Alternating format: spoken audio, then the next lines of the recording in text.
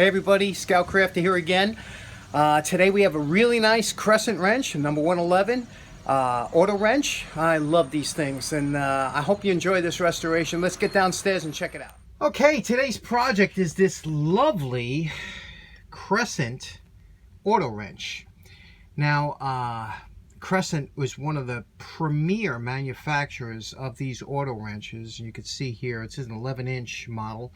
And I'll tell you, I can't tell you how many of these I have. I must have 50 different types of auto. I'm a fan. I love them. I don't know what it is about these wrenches, I think.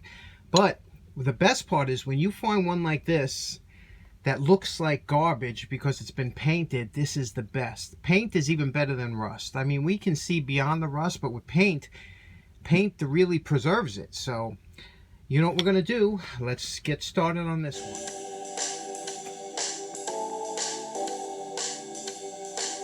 Okay, here the paint is gone. As you can see, it looks good.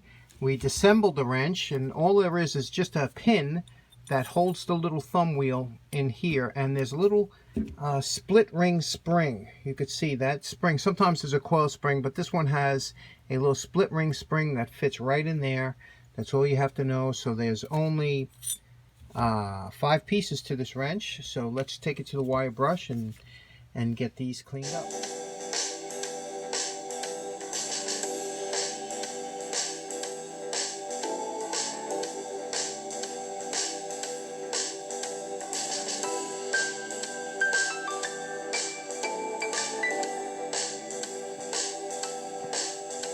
Our post-wire brush evaluation shows that, look at how beautiful the castings were for these old Crescents. Look at that.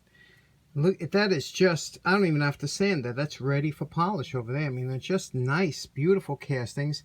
Now, we do have a little bit of issues to deal with. First of all, we have a little bit of rust, over here. See that? Some scaling, some rust that we took off there. Over on the handle here, too, we have a little bit back here. Do you see that? A little bit of rust there. A couple dents in the handle. Nothing really you could do much about that, especially when they're that deep. So they'll probably remain there. But we can get rid of the little stuff, like over here. And the rest of the casting is really nice. Over here we have the same problem. A little bit of rust there. You see that? We've tackled much worse. So we're going to take this now to the belt sander and hit that. And you can see how nice the knurling. Oh, these always come out, right? The knurling always comes out nice on these knurl knobs. And they're not beat up. This one's not beat up, so it'll just make for that much better of a final project. This will polish up because it just makes it work so much easier when that pin is polished. And let's get to the belt sander.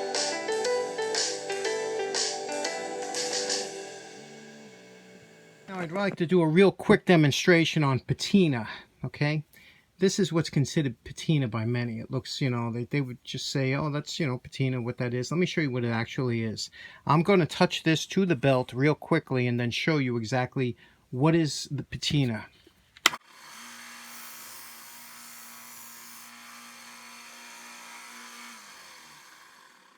Now, if you look really closely, if we can focus, you'll see that there's starting of rust underneath the patina, which is all patina is, and that's what it is. It's a buildup of rust and tarnish and hand oil and things like that. That's what gives it that look. So that's what we're taking off now.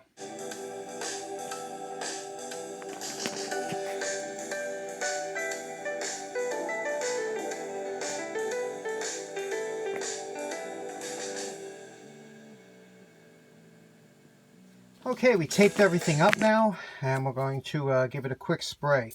If you try and use the brush paint to get in here, it doesn't look as good as when you spray it. It puts a nice even coat, and then we'll take off the lettering. Now you know my favorite part. You remember what this wrench looked like before we started. Okay, we are calling this wrench finished, and this is more like it, isn't it? Look how pretty this one is. And these Crescents, I'll tell you, of all the auto wrenches I have, I think the Crescents might be the best. The diamond corks are nice too, but the Crescent is really nice. And, we sprayed that with that Regal Red, baked it on there for 24 hours, and took the lettering off. You know how we do that with the, and it is very smooth, you know, as you can see, it's all oiled up. The pin we put in with a little bit of Loctite in there because they have a tendency to back out. I don't know why, but they do. So a little bit of medium strength Loctite in there. This you could see is the number 111 wrench, and the polish came out real nice. This is just a beautiful wrench, and I'll tell you, when you feel the way this feels over here, remember what it looked like. It's just so beautiful in the hand to hold this wrench. Now the reason you get, remember we had the pitting over here and we had it on the back here and the sides, and the reason that is because when you hold it like this, or you hold the wrench, that's where your hand goes, your thumb. And the problem with human hands is we have a lot of sweat and a lot of salt that comes out of your hand, and that's really bad for rusting, and that's why you get all the tarnish and the rust and everything. Let me show you how this beautiful wrench works. Now here we have the nut tester up into the vise, and you can see we'll take the wrench like this and just move the wrench, get it into position here. And once you have that locked in like that, this wrench really gives a nice hold on any nut that you use, and really you have a lot of leverage to it. Obviously it's made for very large nuts because of the you know, the size that you can use. Let me show you the capacity of this wrench. Now when you see a wrench like this, a lot of times you see how high the capacity, you look at how much it opens up and you say, wow, this can go onto a nut that's almost, this is 2 5/8. You say, wow, it opens up that high. But you see, when you put this on, you only get a small part of the surface that the jaws will rest on. So when you're looking at big capacity wrenches, not only do you have to have the capacity opens this way, you also have to have the jaw length that opens this way. So if you wanted to put it on a nut like this, you wouldn't be just gripping on the corners.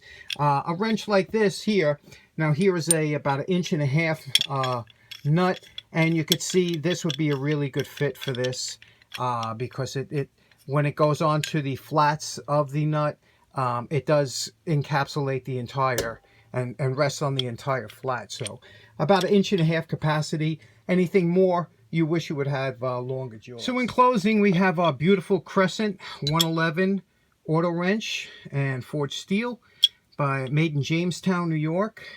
And really like this restoration. I hope you did too. Thanks so much for tuning in, and I hope you have a nice day. Take care. Bye-bye.